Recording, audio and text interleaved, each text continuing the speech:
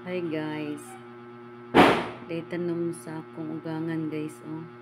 Grabe ka himso guys. Tambok ka na siyang dahon. Glip ko niyang nanay guys. Grabe gina siya makaatiman og tanom ba. Kasi ang gina niyang abono. Nya.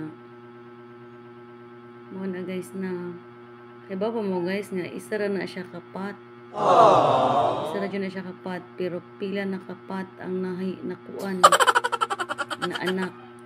Di pa na mao guys, napay lain anak.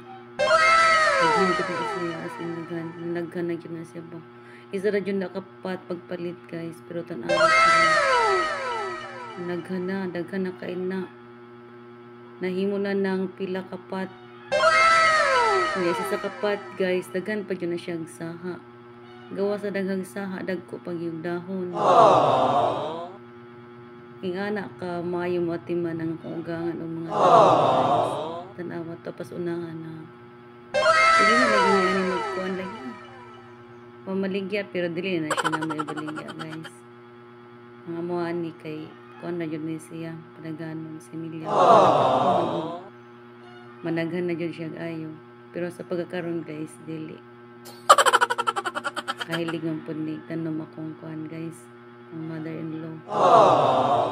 So, inga na siya ka maayong atiman og tanom guys.